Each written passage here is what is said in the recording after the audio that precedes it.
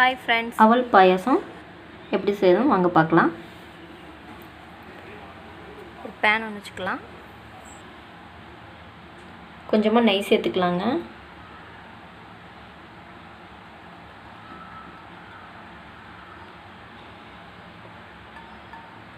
நெய் காஞ்சிருச்சுங்க. கொஞ்சம் முந்திரி சேர்த்துக்கலாம்.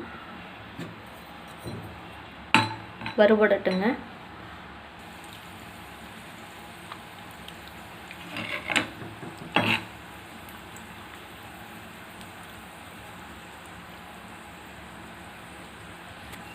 கொஞ்சம் திராட்சை சேர்த்துக்கலாங்க.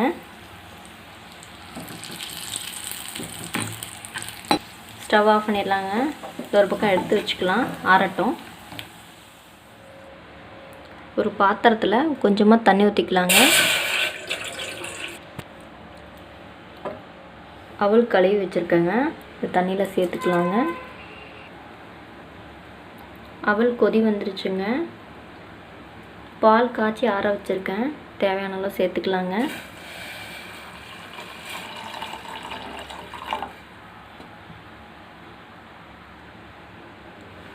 கொதி வரட்டுங்க. அவல் நல்லா வெந்து வந்துருச்சுங்க. பாலும் கொதி வந்துருச்சுங்க. இப்போ வந்து தேவையான அளவு சர்க்கரை சேர்த்துக்கலாங்க.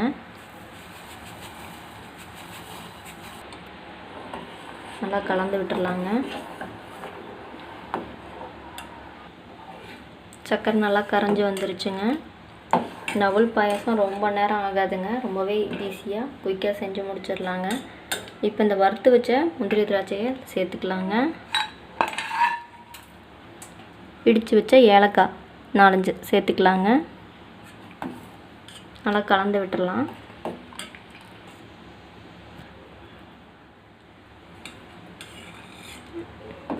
நல்லா கலந்து விட்டுருங்க. கொதி வந்துருச்சுங்க. ஸ்டவ் ஆஃப் பண்ணிக்கலாங்க. ஒரு பவுலில் மாற்றிடலாங்க.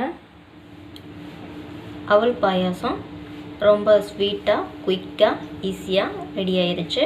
நீங்களும் இது போல் செஞ்சு பார்த்துட்டு உங்களுக்கு பிடிச்சிருந்தா ஜெஸ்மா சேனலுக்கு சப்ஸ்கிரைப் பண்ணுங்கள். மறக்காமல் பெல் பட்டனை கிளிக் பண்ணுங்கள். தேங்க்யூ ஃபார் வாட்சிங்.